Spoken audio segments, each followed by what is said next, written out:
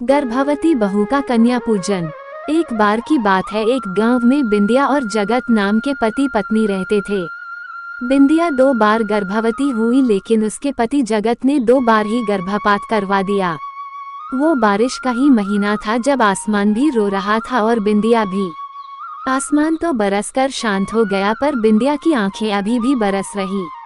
अस्पताल के बेड पर पड़ी बिंदिया अपने कोख में पल रही नन्ही जान को नहीं बचा पाई। एक के बाद एक करके उसका 2 बार गर्भपात कराया गया। नहीं चाहते हुए भी उसे घर वालों के सामने घुटने टेकने ही पड़े। एक के बाद एक 2 कन्या का वध करके कौन भला खुश रह सकता है। जिस कन्या को गर्भ में मार डाले उसे भला भगवान कैसे माफ कर सकते थे। दूसरी बार के गर्भपात के बाद बिंदिया बिल्कुल टूट सी गई थी। हर दिन खुद को जिम्मेदार मानने लगी थी। कहीं ना कहीं थी भी जिम्मेदार। वो चाहती तो रोक सकती थी इस पाप को, पर डर गई अपनी जिंदगी को लेकर। विरोध भी करती तो घर से हाथ धोना पड़ता। यही सोचकर मुंह पर चुप्पी साध लिया था।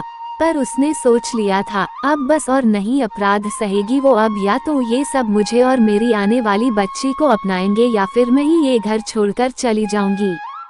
दिन ऐसे ही गुजर रहे थे।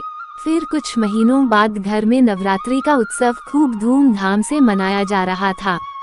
उदास मन से रोज बिंदिया अम्बे माँ से यही प्रार्थना करती रहती थी कि उसे माता रानी शक्ति दे ताकि वो हालत से लड़ सके। साथ में घर वालों को थोड़ी बुद्धि दे ताकि आगे से कोई गलत कदम ना उठा पाएं और ऐसे घोर अपराध से बच जाएं और आने वाले समय में बेटियों का सम्मान कर सके।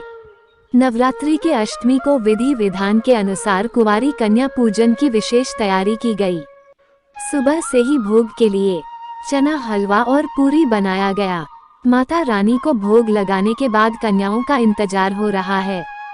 बिंदिया के पति जगत छोटी बच्चियों को लाने घर से निकाल गए। उस दिन ज्यादातर बेटियां कन्या पूजन के लिए घरों में गई हुई थी और उस दिन स्कूल भी था, तो ऐसे में सभी स्कूल जा चुकी थी नन्ही नन्ही बच्चियां। काफी ढूंढने के बाद भी जगत को एक भी बच्ची पूजन के लिए नहीं मिली। वो वैसे ही लौट आया घर। वैसे भी उस गांव में बेटियों की संख्या बहुत कम थी, क्योंकि ज्यादातर लोग अपनी छोटी मानसिकता के कारण बेटियों को कोख में ही मार डालते थे। माँ ने पूछा तो कहा, माँ सभी कन्याएं या तो किसी न किसी के घर गई हुई है या तो स्कूल। ऐसे में कोई भी छोटी बच्ची मुझे नहीं मिली जिसे मैं अपने साथ ले आता। अरे ऐसे कैसे हो सकता है जगत, तुझे एक भी बाल कन्या नहीं मिली कन्या पूजन के लिए। मैंने तो 21 कन्याओं को खिलाने का प्रबंध किया था।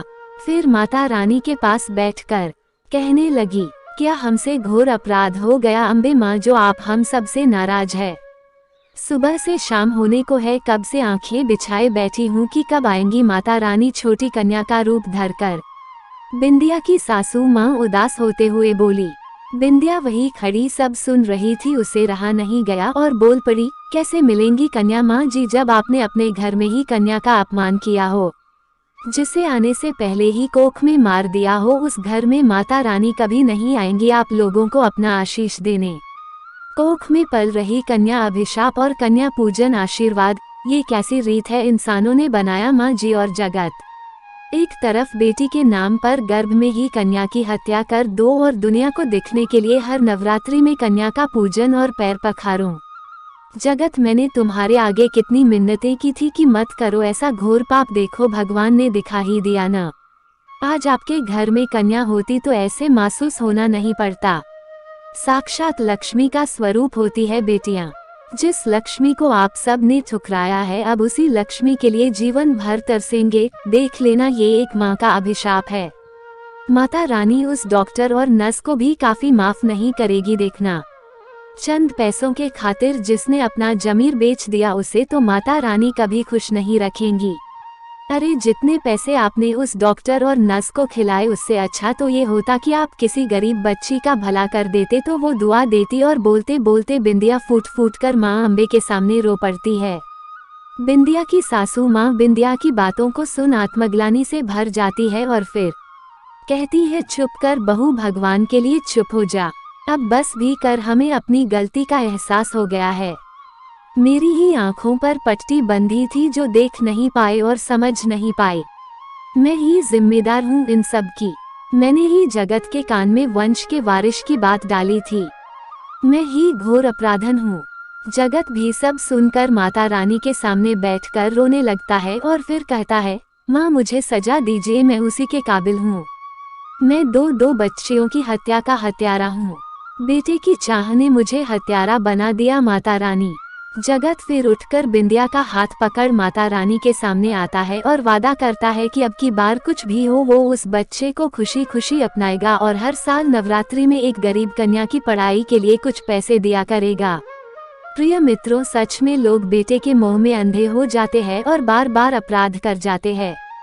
बेटियों को कोख में मारना एक घोर अपराध ही तो है जिसकी सजा कुछ भी नहीं होती, जबकि इसके लिए भी मौत की सजा मुकर्रर होनी चाहिए, क्योंकि वो भी तो जीवन है जिसमें प्राण है, जिसे हम बड़ी आसानी से काट काट कर फेंक देते हैं।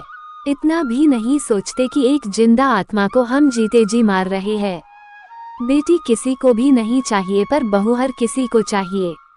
अरे जब बेटी ही नहीं होगी तो बहू कहाँ से लाएंगे जनाब।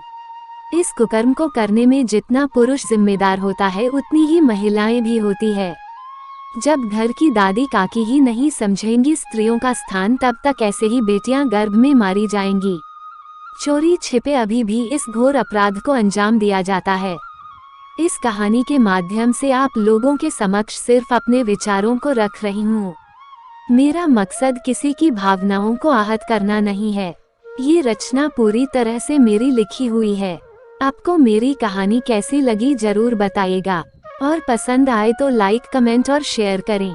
और आप अपने इस चैनल को सब्सक्राइब भी कर सकते हैं। धन्यवाद दोस्तों।